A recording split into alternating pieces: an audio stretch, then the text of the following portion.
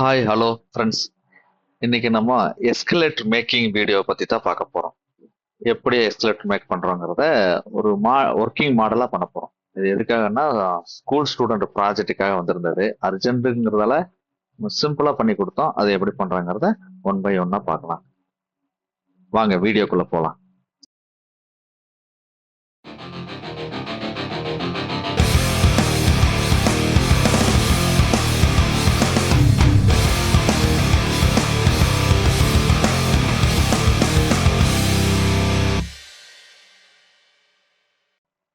First ரெண்டு roller செய்யணும். ரெண்டு ரோலர் வந்து அந்த கன்வேயர் பெல்ட்டை ரோல் பண்ணி கொடுக்கறதுக்காக ரெண்டு ரோலர் செய்யணும். ரெண்டும் ஒரே சைஸ்ல இருக்கணும். ஒன்று ஹைட்டாகவும் ஒன்று ஹைட்டு கம்மியாகவும் ஃபிக்ஸ் பண்ணணும். ஒன்று இப்போ ஃபிக்ஸ் பண்ணியாச்சுங்க. இன்னொன்று ஃபிக்ஸ் பண்ணுறதுக்கு ரெடி ஆகிறோம். எதுக்காக ஒன்று ஹைட்டாகவும் ஒன்று கம்மியாகவும் ஃபிக்ஸ் பண்ணுறோம்னா ஸ்லாப்புக்காக, டேப்பராக போகிற ஸ்லாப்புக்காக நம்ம அப்படி ஃபிக்ஸ் பண்ணணும். வாங்க ஃபிக்ஸ் பண்ணலாம். ரெண்டு ரோலரையும் வேரியேஷன் ஹைட்டில் நம்ம ஃபிக்ஸ் பண்ணியாச்சு. ரோலரோட கன்வேயர் நம்ம பேப்பரில் தான் பண்ணுறோம். அது வெயிட்லெஸ்ஸாக இருந்தால் தான் அந்த ரோலர் இழுத்து கொடுக்கும். அதனால நம்ம பேப்பரில் பண்ணுறோம். அதை ஃபிக்ஸ் பண்ணிட்டு எப்படி இருக்குங்கிறத பார்க்கலாம். கன்வேயர் பெல்ட் ஃபிக்ஸ் பண்ணியாச்சுங்க. பாரு, கன்வேயர் பெல்ட் ஃபிக்ஸ் பண்ணால் இப்படித்தான் இருக்கும்.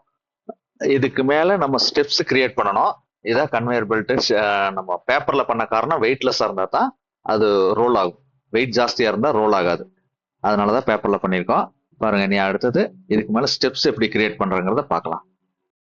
நம்ம ஸ்டெப்ஸை வந்து தெர்மாக்கல்ல கிரியேட் பண்ணுறோம். ஒரு ஸ்கொயர் ஃபிளாட்டு, ஐ மீன் லென்த்தான ஒரு ஸ்கொயர் எடுத்து அதை மிட் கிராஸாக கட் பண்ணோம்னா ரெண்டு ஸ்டெப்ஸ் கிடைக்கும். அந்த ஸ்டெப்ஸை ஒன் பை ஒன்னா ஓட்டிக்கலாம். இப்போ நம்ம ஸ்டெப்ஸை ஒட்டிட்டு இருக்கிறோம். இப்படித்தான் இருக்கும். அந்த ஸ்டெப்ஸை ஒட்டினா இனி ஃபுல்லாக ஒட்டி முடிச்சு பார்த்தீங்கன்னா அது ஒரு யூனிஃபார்மாக சூப்பராக இருக்கும் பார்க்கறதுக்கு. வாங்க ஒட்டி முடிச்சுட்டு காமிக்கிறேன். நம்ம இது வந்து ஆக்சுவலாக டபுள் சைட் டேப்பில் தான் ஒட்டணும். ஏன்னா நீங்கள் பேப்பரில் ஏதாவது க்ளூ போட்டு ஒட்டினீங்கன்னா பேப்பர் வந்து கொலாப்ஸ் ஆயிடும். இல்லை ஃபெவிக்விக் ஏதாவது போட்டு நீங்கள் ஒட்டுனீங்கன்னா தெர்மாக்கால் கொலாப்ஸ் ஆயிடும். ஏன்னா தெர்மாக்கால் உருகி போயிடும். ஆக்சுவலாக இது டபுள் சைடு டேப்பில் ஒட்டினீங்கன்னா ரொம்ப ரொம்ப கரெக்டாக ஃபிக்ஸ் ஆகும். அதான் கரெக்ட். நம்ம ஸ்டெப்ஸ் எல்லாம் கிரியேட் பண்ணி முடிச்சாச்சுங்க. இப்போ நம்ம சைடு கவர் பண்றோம். வெளியே தெரியாத ரோலர் வெளியே தெரியாத அப்படி சைடை கவர் பண்றோம். அப்பதான் ஒரு ஸ்டெப்ஸ் மட்டும் மூவ் ஆகும்போது ரொம்ப அழகா இருக்கும். இப்போ சைடு கவர் பண்ணியாச்சு. சைடும் பேக்கும் கவர் பண்ணியாச்சு. ஃப்ரண்ட் சைடு பேக் எல்லா சைடுமே கவர் பண்ணியாச்சு. கவர் பண்ணதுக்கப்புறம் இந்த மாதிரி இருக்கும். எதுக்காகனா இந்த ரோலர் வெளியே தெரியாதபடி கவர் பண்ணியாச்சு. இதுக்கு இனி ஸ்டெப்ஸுக்கு கலர் கொடுத்து இந்த சைடில் ரோல் பண்றதுக்கு வெளியில ஒரு டேர்னிங் பண்றதுக்கான ஒரு ப்ரொவிஷனை கொடுத்தா இது நீ நல்லா இருக்கும்.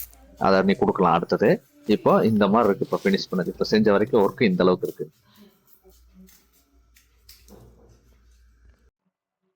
கலர் எல்லாம் கொடுத்ததுக்கு அப்புறம் இதோட அவுட்புட் இந்த மாதிரி இருக்குங்க. பாருங்க எப்படி மூவ் ஆகுதுன்னு. இது ஃபுல்லா பிளாக் கொடுக்க முடியாது. அந்த ஹை ஃபிளாட் சர்ஃபேஸுக்கு பிளாக் கொடுத்து பாக்கி ஒயிட் அவுட்டிங்கன்னா ஒரு டிஃப்ரெண்டா தெரியும். அதுக்காக அந்த மாதிரி கலர் கொடுத்துருக்கோம். இது அர்ஜென்ட்ல பண்ணங்காட்டிக்கு இந்த அளவுக்கு பண்ண முடிஞ்சது. இதுக்கான டைம் இருந்ததுன்னா நம்ம மோட்டரைஸ்டு பண்ணி ப்ராப்பரா சூப்பரா பண்ணிருக்கலாம். பட் அதுக்கு டைம் இல்லாதால நம்ம லாஸ்ட் மினிட்ல பண்ணதால இந்த மாதிரி சிம்பிளா பண்ணிட்டோம். இது எப்படி இருக்குன்னு பார்த்து சொல்லுங்க.